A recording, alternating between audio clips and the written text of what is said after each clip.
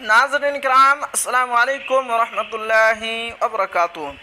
बहुत ही अहम पत्र लिखा गया है माननीय मुख्यमंत्री जी को, जो हाफिज़ के पद पर जो शिक्षक हैं और उनका वेतन जो है बहुत ही कम है, उसी को लेकर बहुत ही अहम पत्र लिखा गया है। क्या है इस पत्र में, आपको शुरू से पढ़कर सुनाता हूँ।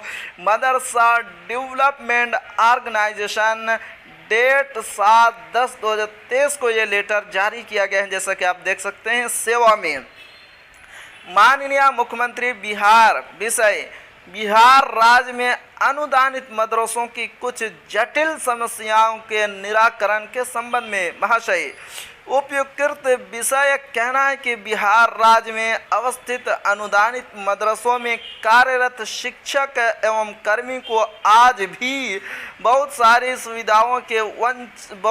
सुविधाओं से वंचित रखा गया है।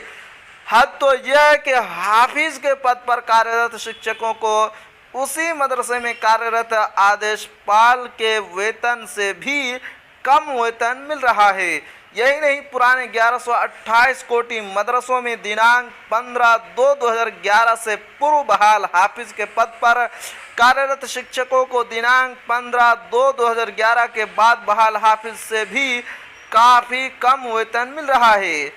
यह काफ़ी आश्चर्यजनक है कि हाफिज का पद भी एक शिक्षक का पद होता है तथा हाफिज भी प्राथ्य भाषा के अंतर्गत आता है। प्राथ्य भाषा में उपाधि लेने वाले को सरकार प्रश्चित मानती है। इस आधार पर हाफिज को मौलवी पद के समकक्ष मानते हुए उसे मौलवी पद का वेतन दे। अतः हाफिज के पद पर बहाल शिक्षकों को मौलवी के समकक्ष माना जाए तथा दिनांक 15/2/2011 से पूर्व बहाल हाफिज पद पर बहाल शिक्षकों के वेतन में संशोधन किया जाए।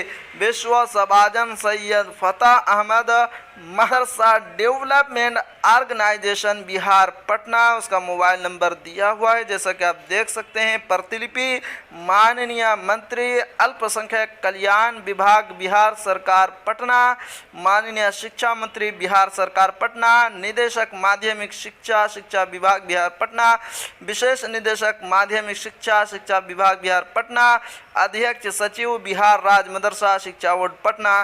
तो जी हाँ नाजरीन, ये थी आज की बहुत ही अहम अपडेट। आखिर में आपसे एक छोटी सी गुजारिश है कि अगर आप हमारे चैनल पर नए हैं तो हमारे चैनल को ज़रूर सब्सक्राइब कीजिए और बेल आइकन के घंटे को भी ज़रूर दबा दीजिए, क्योंकि मैं आपके लिए इसी तरह की खबरें लेकर आता रहता हूँ।